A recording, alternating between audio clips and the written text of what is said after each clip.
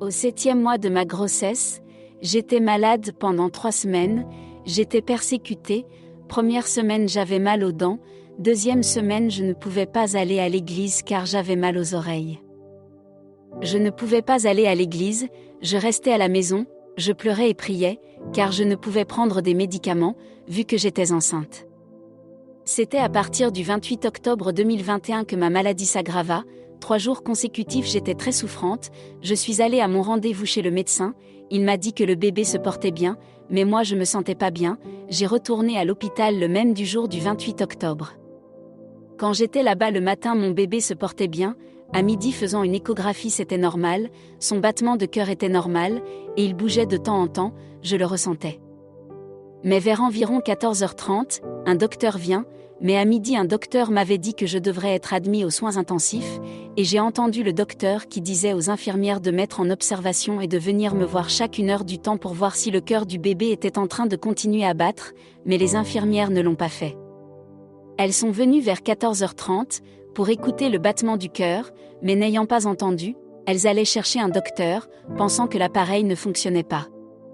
Le docteur en arrivant me dit, j'avais dit à midi que le bébé se portait bien mais à n'importe quel moment, le bébé va mourir. Je me posais des questions pourquoi il n'a pas retiré le bébé quand il était encore vivant, alors le docteur a commencé à dire qu'il m'avait prévenu, et c'est pour cela que j'étais admis aux soins intensifs. Il m'a dit que je devais être opérée pour enlever le bébé, et vers 18h20, on me préparait pour m'emmener au bloc opératoire. J'étais consciente pendant l'opération, et j'ai vu mon bébé, et après j'ai perdu connaissance de ce qu'il faisait, et c'est après qu'ils l'ont expliqué à mon mari, que pendant l'opération, je saignais beaucoup, et ils ont dû retirer l'utérus pour me sauver la vie. Je ne sais pas ce qu'ils ont trafiqué, mais par la grâce de Dieu, je me porte bien. Les médecins n'ont pas de courage jusqu'à présent pour me dire ce qui m'est arrivé, car ils étaient là stupéfaits à me regarder. Après 3 heures, passées dans le bloc opératoire, l'opération était difficile, mon ventre était plat, Dieu m'a donné le courage, et je me suis endormie et j'ai pu passer la nuit du jeudi 28 normalement. Vendredi quand je me suis réveillée, mon ventre était gonflé, c'était comme si j'étais enceinte à nouveau et qu'il avait 3 ou 4 bébés dans mon ventre. J'avais mal au ventre et mes côtes aussi, et après un médecin est venu me voir et m'a demandé pourquoi mon ventre était si gonflé, je lui ai répondu que je ne savais pas. Moi je pensais que ces ballonnements sont souvent le résultat d'accumulation de gaz intestinaux. Les soignants m'ont donné des médicaments pour me permettre d'aller aux toilettes, mais mon ventre restait gonflé et chaud, et les médecins ne comprenaient pas ce qui m'arrivait. Vendredi dans l'après-midi, Satan me persécutait beaucoup, des esprits venaient me harceler, à chaque fois que j'essayais de fermer mes yeux je voyais des vilains démons, ayant des vilains visages autour de mon lit. Ils me fatiguaient, je voulais quitter cet endroit, j'avais peur de rester dans cet hôpital, dans cette salle il y avait juste des cadavres qui sortaient, et les médecins disaient que personne ne sortait dans cette salle guéri ou vivant. J'ai commencé à parler à Dieu car j'avais peur, je lui demandais pourquoi je voyais ces vilains visages, pourquoi les démons me fatiguaient. Je voulais partir d'ici, mais je n'avais pas de téléphone, et je pensais à ma famille et voulais de ces nouvelles. Je devrais attendre le lendemain pour que quelqu'un vienne me voir. Mon mari était venu me voir le samedi 30, mon état était le même, et dans l'après-midi ma sœur était venue me voir, je pleurais et les demandais de me faire sortir d'ici, car si je reste ici, il va m'arriver quelque chose aujourd'hui, je répétais ces paroles, et je lui ai dit de dire à ma famille que je les aime, et de prendre soin de ma petite fille et de mon mari car il m'arrivera quelque chose dans cet hôpital.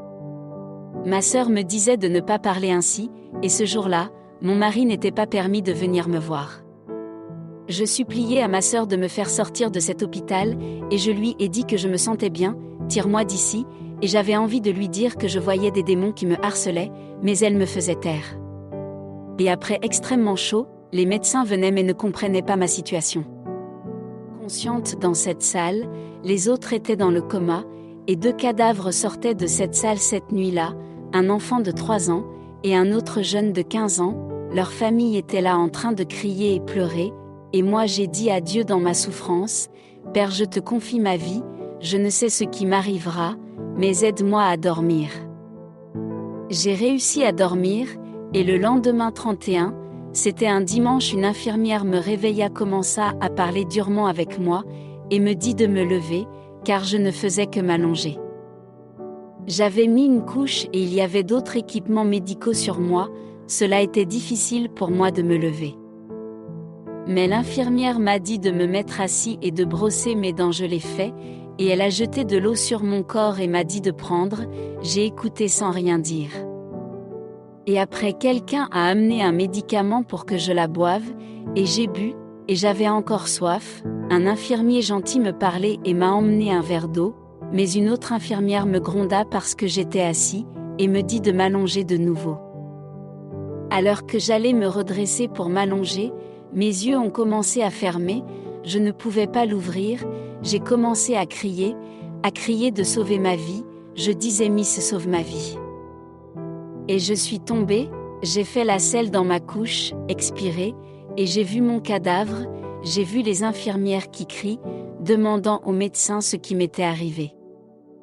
Les docteurs ont répondu qu'ils ne savaient pas, mais ils savaient que ma santé se détériorait, j'étais debout et je regardais, et puis j'ai vu un tunnel noir, je n'avais pas de main ni de pied. Quand j'entrais dans le tunnel, je voyais un voile blanc qui me suivait et m'aidait à envoler. L'endroit était sombre et noir, il y avait des vilaines choses, c'étaient les mêmes démons qui me harcelaient à l'hôpital. Cet endroit était rempli d'excréments et il y avait un bus qui passait, il y avait beaucoup de gens dans le bus, il y avait de la lumière qu'on voit dans les discothèques, les gens étaient en train de s'amuser et de danser, et moi j'essayais d'entrer dans le bus et je suivais le bus. Quand j'étais près du bus, les démons se moquaient de moi, mais moi je leur disais je voulais entrer dans le bus. Les démons m'ont battu, m'ont torturé, ils ont pris des draps et ont mis autour de mon cou, et enroulèrent autour mon visage et je tombais, des briques et autres choses me faisaient tomber. Il y avait des choses bizarres, des visages étranges se moquèrent de moi et eux aussi souffraient ceux qui étaient dans l'autobus, mais ils s'amusaient tout en étant en souffrance. J'étais torturée et je souffrais, des briques me jetaient à chaque fois. Je faisais mon mieux pour essayer d'entrer dans l'autobus, mais Dieu me dit où tu vas, ce n'est pas ta place ici. Dieu me dit encore retourne, retourne.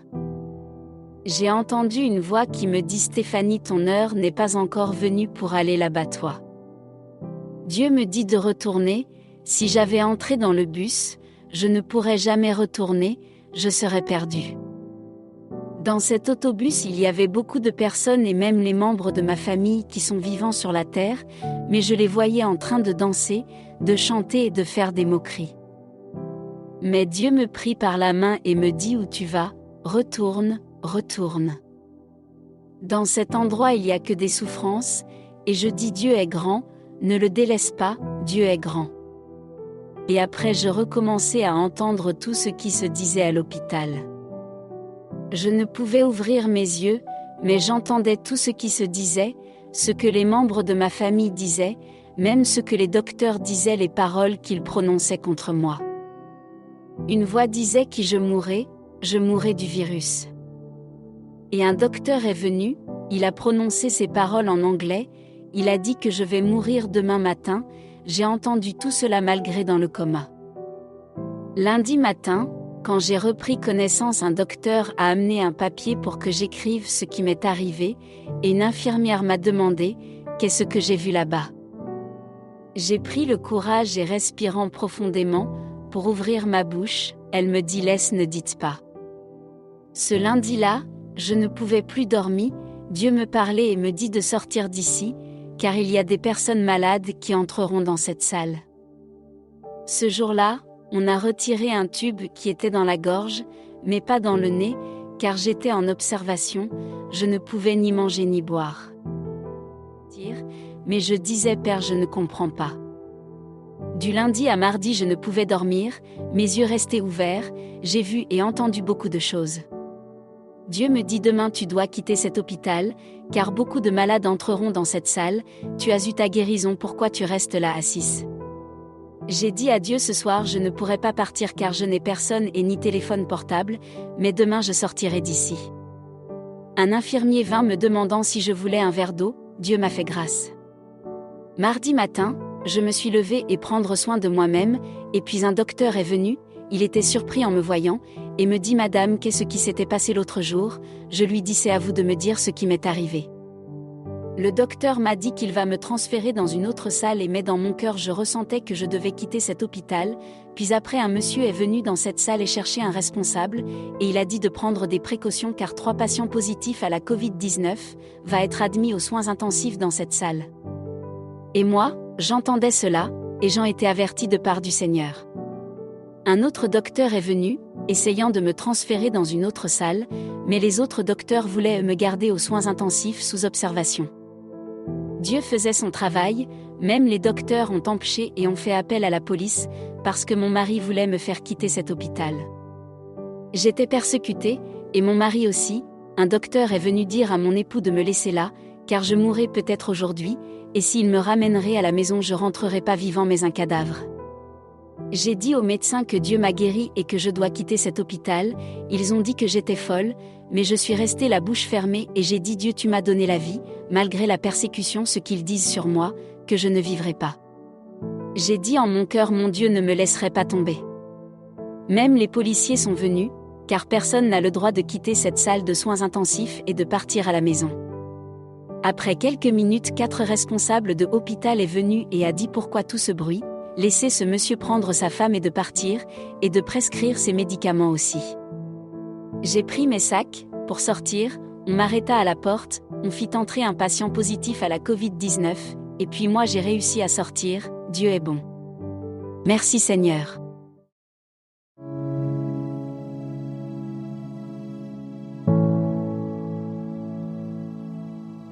Référence biblique. Car le salaire du péché, c'est la mort. Mais le don gratuit de Dieu, c'est la vie éternelle en Jésus-Christ notre Seigneur. Romains chapitre 6 verset 23. N'aimez point le monde, ni les choses qui sont dans le monde. Si quelqu'un aime le monde, l'amour du Père n'est point en lui. Car tout ce qui est dans le monde, la convoitise de la chair, la convoitise des yeux, et l'orgueil de la vie, ne vient point du Père, mais vient du monde. Et le monde passe, et sa convoitise aussi. Mais celui qui fait la volonté de Dieu demeure éternellement. 1 Jean chapitre 2 versets 15 à 17. Entrez par la porte étroite. Car large est la porte, spacieux est le chemin qui mène à la perdition, et il y en a beaucoup qui entrent par là. Mais étroite est la porte, resserré le chemin qui mène à la vie, et il y en a peu qui les trouvent. Matthieu chapitre 7 versets 13 à 14. En ce temps-là parut Jean-Baptiste, prêchant dans le désert de Judée. Il disait, repentez-vous, car le royaume des cieux est proche. Matthieu chapitre 3 versets 1 à 2. Car Dieu a tant aimé le monde qu'il a donné son Fils unique, afin que quiconque croit en lui ne périsse point, mais qu'il ait la vie éternelle. Jean chapitre 3 verset 16. Car le Fils de l'homme est venu chercher et sauver ce qui était perdu. Luc chapitre 19 verset 10.